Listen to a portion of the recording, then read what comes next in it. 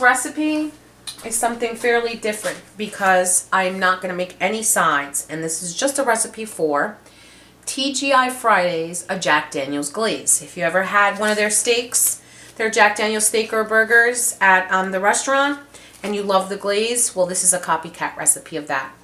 Today, I have this massive porterhouse steak, and I'm making it for dinner, and I decided, you know what? It's so big, I'm not going to make any sides with it. I was thinking maybe, you know, a couple of spears of asparagus, and that's about it, because I won't even be able to finish this, let alone eat it with a side. So we're going to make the glaze for this steak today, and you will absolutely love it, and you will probably not even want to order it when you go out, because you'll probably end up loving the way it tastes homemade better. So let's get this out of the way. So it's a nice massive porterhouse. You can use any cut of steak that you like.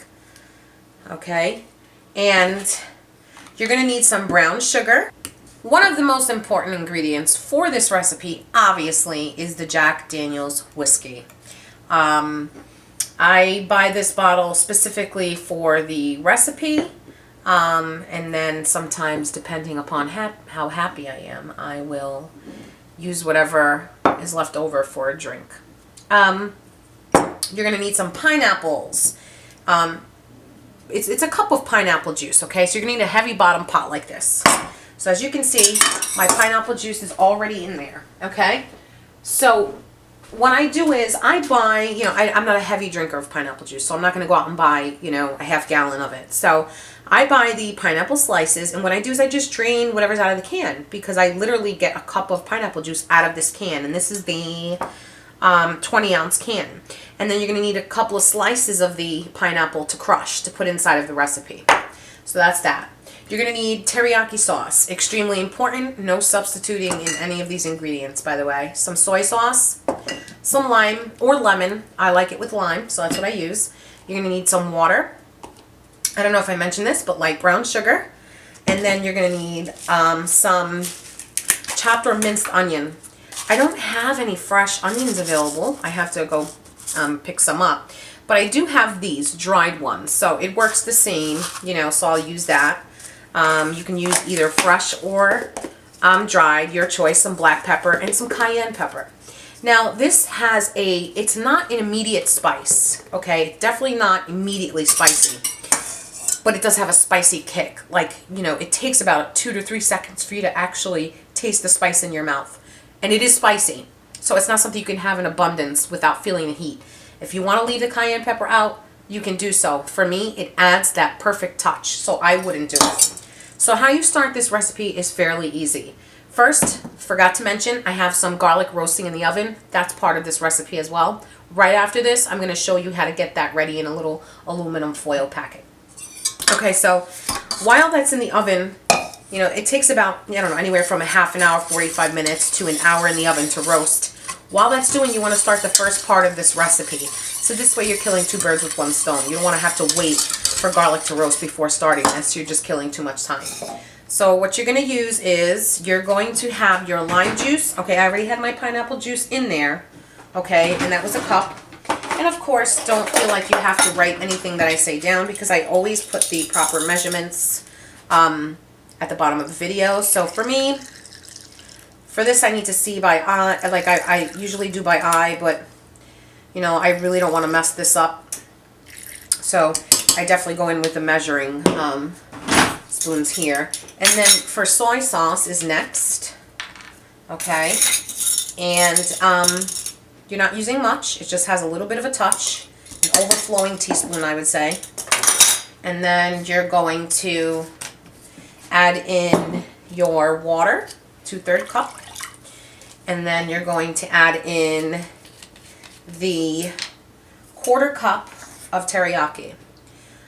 So I'm telling you right now that once you make this glaze homemade, you're going to love it. You're going to have to learn how to reduce. So if you've never made a sauce or a glaze where you'd had to reduce, this is where you're going to learn now, okay? Because I'm going to teach you today. All right, so there goes the teriyaki. So these are the first thing. That's the first step. So what you're going to do is you're going to put it up to a medium-high and bring it to a quick boil. Obviously, watch it. Pay attention to it. Don't let it overboil. And you want to just mix it up real quick like this with a whisk, you know, so the sugar doesn't, so the sugar dissolves inside of liquid. Then I have here my roasted garlic that I've made into like a little mash consistency. That's going to go in there. Now it's time to actually put the onions in, okay, and the Jack Daniels in, and everything else. So what we're going to do is, you want to put the onions in first. There we go. Then you're going to put in 2 tablespoons or more, depending upon how much you want to use. 2 tablespoons of the whiskey. And this is when you get to the point where you're going to reduce it, okay? I'm going to put in a little more. I use 2.5 tablespoons. So we're going to bring this back up to a boil. I'm at a medium-low right now. I'm going to bring it back up to a boil. You want to be very careful during this process. You do not want this to boil over. You also don't want to reduce it too much, because then it's going to turn into like a jelly consistency, and you definitely don't want it to be a jelly consistency, because then it's not a glaze anymore, and you're not going to be able to glaze your meat with it or dip your meat into it, because that's kind of how I like to do.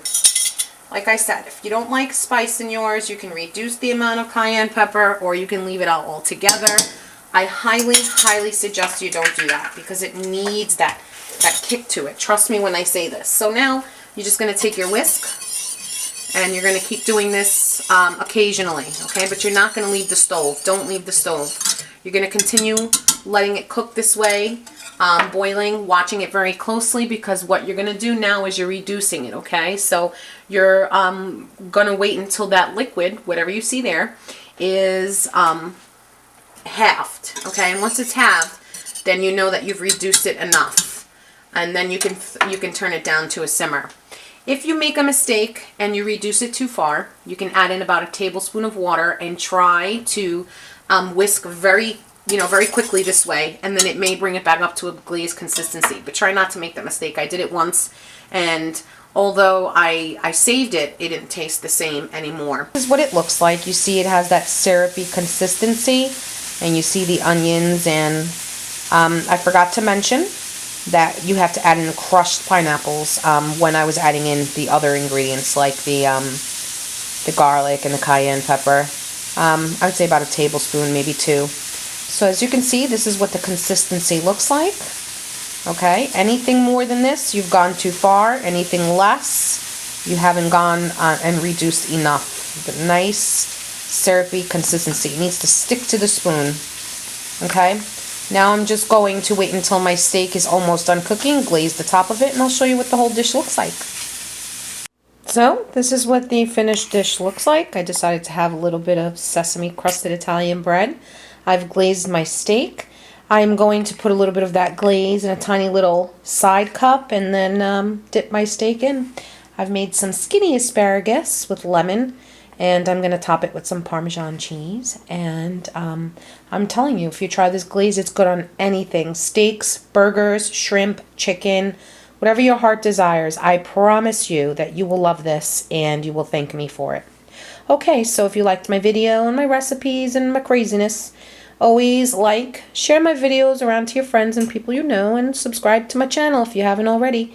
And be sure to look out for the rest of my videos. I have 1 billion up there that you may love and try and enjoy. Alright, thanks for watching. Bye!